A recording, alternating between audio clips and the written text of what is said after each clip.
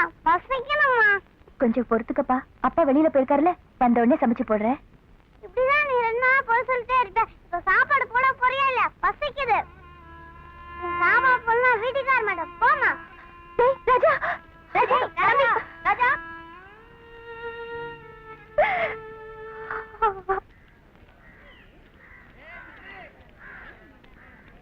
அம்மா அம்மாடி, இந்த 1/2 கிலோ அரிசி இருக்கு, கொண்டு போய் கொடுங்க அம்மாக்கிட்ட. ஒவ்வொருத்தர் 2000 கோடி 3000 கோடி உலக வங்கியில் கடை வாங்குறேன், நம்மளுக்கு 8 எவனும் தர மாட்டேங்கிறேன். மளிகை கடைக்காரங்க காலையில் விழுந்து 1/2 கிலோ அரிசி வாங்கிட்டு வந்தா கஞ்சியாவது வை. எங்க சின்ன பையன்? அவன் சாப்பாடு இல்லைன்னு சொல்லி கோச்சிக்கிட்டு போயிட்டான். கோவிச்சுட்டு போயிட்டானா? பைத்தியம் மாதிரி பேசுற, போடி போய் பாரு.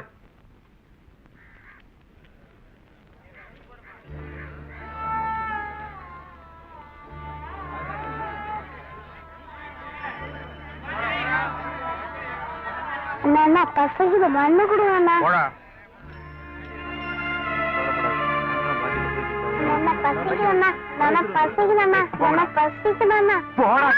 ஒரு டீய கூட நிம்மதியா குடிக்க விட மாட்டேன்.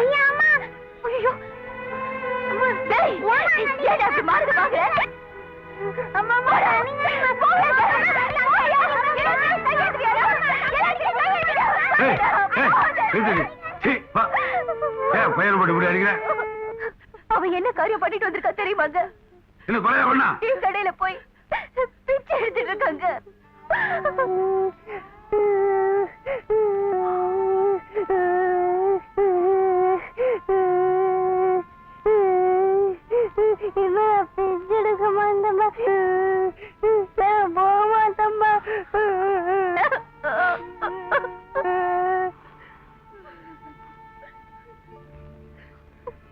சோறு போட யோக்கியதை இல்ல அவனுக்கு குழந்தையா பிறந்தா பிள்ளைக பிச்சு எடுக்கும், பிரார்த்தனம் பண்ணும். எனக்கு ஒரு சாவு வர மாட்டேங்குது. மணி, என்னப்பா ஏன் அழற? கலகலன்னு இருக்குண்ணா என் குடும்பம். கஞ்சிக்கலாம் போய் கலகலத்து போச்சுக்கண்ணா. இன்னைக்கு என் பையன் என்ன பண்ண? கடையில் போய் பிச்சை எடுத்துட்டாங்கண்ணா.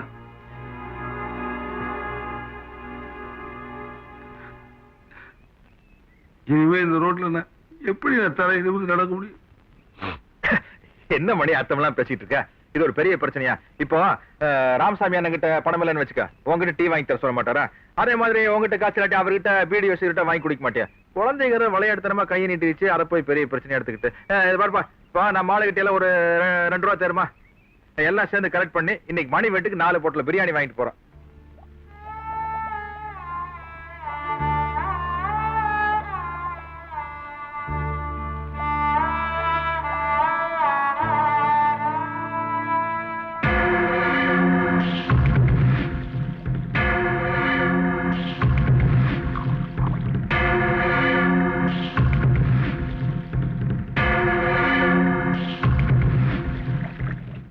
அண்ணா அர்ஜென்டா ஒரு 5 பிரியாணி பார்சல் கேட்டுங்கண்ணே.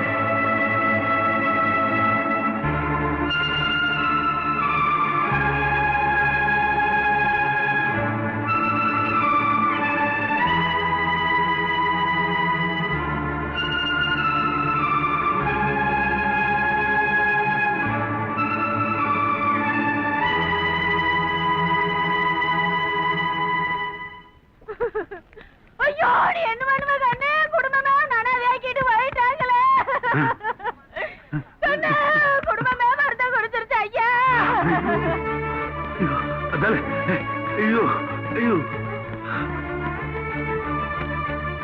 மணி அண்ணா, ஐயோ ஐயோ அங்க வாங்க அண்ணா, என் குடும்பமே போயிடுச்சு. ஐயோ ரவி ரவி என்ன பாரா என்ன பாரா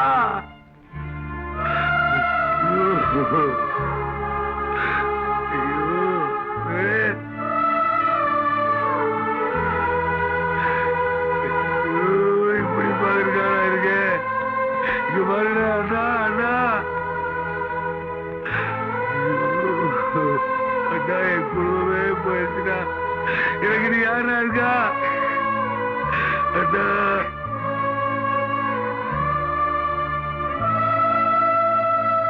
இங்க நடக்கிற கூட்டம் சகோதரர் மணியோட குடும்பம் தற்கொலை பண்ணிக்கிட்டதுக்காக நடக்கிற இரங்கல் கூட்டம் இல்ல. ஜனங்களை ஏமாத்தி ஓட்டு வாங்கி ஜெயிச்சு அவங்க போட்ட பதவி பிச்சையை பயன்படுத்தி ஊரை கொள்ளையடிச்சு கோடிக்கணக்கில் சம்பாரிச்சு அந்த காசுல இந்த பில்ல வாங்கிட்டாங்க. வாங்கிட்டு பல வருஷமா இங்க வேலை செய்யற நம்மள வீட்டுக்கு அனுப்புறாங்க. முதலாளிங்க தப்பு செஞ்சா பொறுப்புல இருக்கிறவங்க கிட்ட போய் கம்ப்ளைண்ட் பண்ணலாம். பொறுப்புல இருக்கிறவங்கள முதலாளியா இருந்தா யோ இவங்க எல்லாம் கும்பிடுற கைக்கு விலகு போடுவாங்க. இவங்க கிட்ட எல்லாம் கும்பிட்டு பிரயோஜனம் இல்ல. மூஞ்சி மேல குத்துறாட்டா சரிப்பட்டு வரு. மனச போராடி சாகலாம், புரட்சியில சாகலாம், கேவல பிளேக் நோய் வந்து சாகலாம். ஆனா பட்டினி கிடந்து சாகிறது இருக்கிற அப்படிப்பட்ட ஒரு நாட்டுல பிறந்தா நான் கேவலமா நினைக்கிறேன். இன்னைக்கு மணியோட குடும்பம் தற்கொலை பண்ணிட்டு சேர்த்துரு. அதே மாதிரி நாளைக்கு ஒவ்வொருத்தரோட குடும்பம் சாகும். அதையெல்லாம் பார்த்துட்டு நாங்க சகிச்சுட்டு இருக்க முடியுமா? யோ பேசி பிரயோஜனம் இல்லையா? பொறுத்தல போற புறப்படுங்க.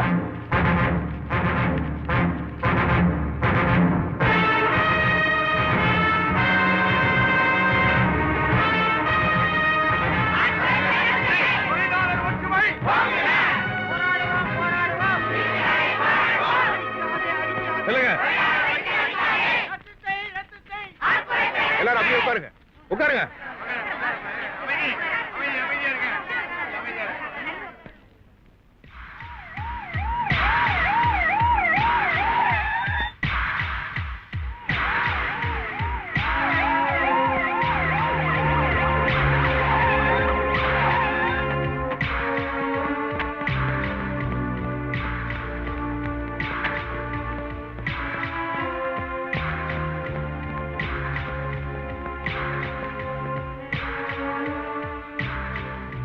தொழிலாளர் பிரதிநிதிகளை வர சொல்லுங்க.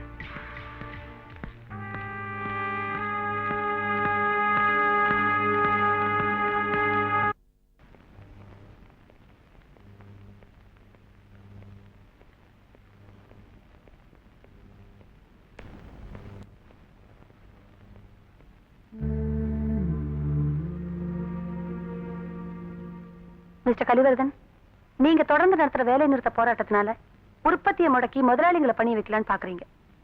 ஆனா உண்மையிலே உங்க போராட்டத்தினால பாதிக்கப்படுறதும் பட்டினி கிடக்கிறதும் ஏழை தொழிலாளிகளும் அவங்க குழந்தை குட்டிகளும் தான். அநியாயமா ஏன் உங்களை வறுமையில வாட விடுறீங்க? அமைச்சர் வறுமையின் தத்துவத்தை பத்தி பேசுறீங்க. இதுல இருந்தே உங்களுக்கு தத்துவத்துல வறுமை இருக்கிறது நல்லா புரியுது. கலிவர்தா ரொம்ப அழக்காதையா. 3 மாசம் பட்டினி போட்டா என்னையா பண்ணுவீங்க? கல்ல கரைச்சு குடிப்பீங்களா இல்ல மண்ணதான் வறுத்து சாப்பிடுவீங்களா? தொழிலாளிகளை பத்தி என்கிட்ட பேசாத. அவங்கள பத்தி எனக்கு நல்லா தெரியும். அவங்க ஒரு குழந்தை மாதிரி. வடிவேலு, நான் எரிஞ்ச கல்ல புடிச்சு எம்எல்ஏ எரியறியா? எந்த குழந்தை கதை? குழந்தை கதைனா நீங்க அன்னைக்கு ஒரு அந்த குழந்தை கதை இல்ல, இது வேற. தைரியம் பாருங்க. இது வந்து திருவிழாவில் காணாம போய் ரிப்பன் கொடுத்தாலும் பலூன் கொடுத்தாலும் ஜவு முட்டாய் வாங்கி கொடுத்தாலும் எனக்கு அதெல்லாம் வேண்டாம், எனக்கு அங்க அம்மா தான் வேணும்னு அழுதுத அந்த குழந்தையோட கதை. நீங்க வந்து குழந்தையோட கதையை மட்டும்தான் கேட்டீங்க, அம்மாவோட கதையை கேட்கல. இல்ல அம்மா என்ன பண்ணிருப்பா? சாமி கும்பிட உள்ள வந்திருப்பாளா? ஐயோ எனக்கு குழந்தைதான் வேணும் அப்படின்னு தேடல போயிருப்பா. அதே மாதிரி யாராவது சாமி கும்பிட கூப்பிட்டு கூட என்னன்னு போய் சாமி கும்பிட்டுருப்பா, ஆண்டவனே எனக்கு குழந்தைய எப்படியாச்சும் திருப்பி கொடுத்துரு அப்படின்னு சாமி கும்பிட்டுருப்பா. அதை விட்டு போட்டு அர்ச்சனை சீட்டு வாங்கிட்டு போய் அங்க அபிஷேகமா பண்ணிட்டு இருந்திருப்பா. இத பாருங்க, முதலாளிகள் அம்மா மாதிரி நடந்துகிட்டாதான் தொழிலாளிகள் குழந்தைகள் மாதிரி இருக்க முடியும். நீங்க பாசத்தோட கண்ணத்துல முத்தம் கொடுக்கிற அம்மாவா நடந்துக்கிறது இல்லையா? கால்ல சூடு வைக்கிற அரக்கிகள் மாதிரி எல்லாம் நடந்துக்கிறீங்க. உங்களை நம்பி நாங்க குழந்தைங்க மாதிரி வாயில விரல தூக்கி வச்சிட்டோம்னா இந்த பாப்பா கதை குழந்தை எங்கிட்ட விடாதயா? எங்களுக்கு ஏற்கனவே காது குத்திருக்க. நீ பெரிய ஆள் எங்களுக்கு தெரியாதா? ஆமா கலிவர்தா, நீ புரியாம பேசிட்டு இருக்க. கம்பெனி ஏற்கனவே நஷ்டத்துல ஓடிட்டு இருக்கு. எல்லாத்தையும் இழுத்து மூடிட்டா தொழிலாளிங்க கஷ்டப்படுவாங்களே என்ற ஒரு நல்ல எண்ணத்துக்காக ஏதோ ஓட்டிட்டு இருக்கோம். புண்ணாக்கு வித்தா கூட 4 காசு கிடைக்கும். அறிவு கிட்ட தன்மை பேசாத. வடிவேலு, ஆட்குறைப்பு செய்யாம அத்தனை பேருக்கு நீங்க வேலை கொடுத்தா கூட வருஷத்துல 430 கோடி ரூபாய் உங்களுக்கு லாபம் கிடைக்குது. அதுக்கான இன்கம் டாக்ஸ் நீங்க கட்டி இருக்கீங்க. நாங்க புள்ளி விவரத்தோட தான் பேசுறோம். ஆட்குறைப்புங்கிற பேர்ல திடீர்னு 1500 தொழிலாளிகளை நீங்க வீட்டுக்கு அனுப்பிச்சிட்டீங்க. அவங்க எல்லாம் பட்டினி கிடக்கும் போது நாங்க மட்டும் மாசம் சம்பளத்தை வாங்கிட்டு சிலுக்கு சட்டையை போட்டு சினிமாக்கு போயிட்டு இருக்க முடியுமா? அவங்களுக்கு வேலை கிடைக்கணுங்கிறதுக்காக இருந்த வேலையை விட்டுட்டு நாங்க பட்டினி கிடக்குறோம். முதல்ல எங்களோட உயர்ந்த மனிதாபிமானத்தை நீங்க புரிஞ்சுக்கணும். இப்போ நம்மள மாதிரி ஒரு சராசரி மனுஷன் ஒரு 10 ரூபாய் கரண்ட் பில் பாக்கி இருக்குன்னு வச்சுங்களேன், கவர்மெண்ட்ல ஒரு நாள் பாப்பாங்க, 2 நாள் பாப்பாங்க, 3வது நாள் வந்து கட்டையை பிடிக்கிட்டு போயிருவாங்க. ஆனா உங்க மில்லுல கிட்டத்தட்ட 1 கோடி ரூபாய் கரண்ட் பில் பாக்கி இருக்குது. ஏன் கவர்மெண்ட்ல கண்டுக்கல? மெதுவா கட்டுங்க, மாசம் லட்சம் ரூபாய் கட்டுங்க அப்படின்னு சொல்லுது. கட்டையை புடுங்கிட்டு போயிட்டா நீங்க மில் எடுத்து சாத்திருவீங்க, தொழிலாளிகள் பட்டினி கிடப்பாங்க.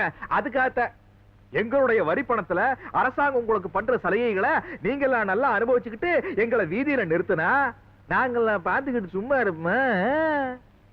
அழிஞ்சு போன ஆலைகளை எல்லாம் அரசாங்கமே எடுத்து நடத்தலாம்னு ஒரு சட்டம் இருக்குதுல்ல, அந்த சட்டத்தோட அடிப்படையில இவங்க மில்லுகளை எல்லாம் அரசாங்கமே எடுத்து நடத்துறதுக்கு சிபாரிசு பண்ணுங்க. அதை விட்டு போட்டு உங்க அப்பாவோட மில்லுங்கிறதுக்காக இந்தியாவில இழுக்கிறீங்களா? எது ஃபேக்டரிய அரசாங்கம் எடுத்துக்குமா? இது என்ன உங்க அப்பா விட்டு சொத்தா? ஏயா 600 கோடி 700 கோடின்னு இன்வெஸ்ட் பண்ணி ஃபேக்டரியை கட்டினது நாங்க, ஒரே கையெழுத்துல அரசாங்கம் எடுத்துக்குமா? நாங்க என்ன குடுமையை வச்சிருக்கோம்? சார் கொஞ்சம் பொறுமையா இருங்க.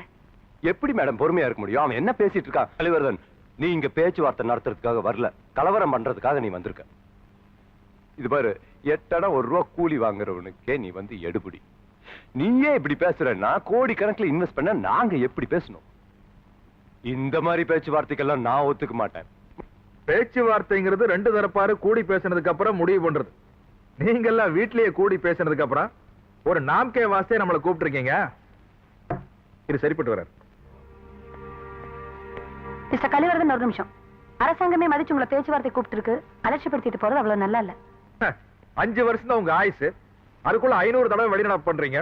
வெளிய எந்திரிச்சு போறது, உள்ள எடுத்துட்டு வரதுமா ஏகப்பட்ட கலாட்டா. இது எங்க வாழ்க்கை பிரச்சனை. நாங்க வெளிய எந்திரிச்சு போக கூடாதா? நாங்க போராடியே தீர்வோம். ஆட்குறைப்பை ரத்து பண்ணிட்டு மறுபடியும் தொழிலாளிகளை வேலைக்கு சேர்த்தாதான் இந்த பிரச்சனை தீரும்.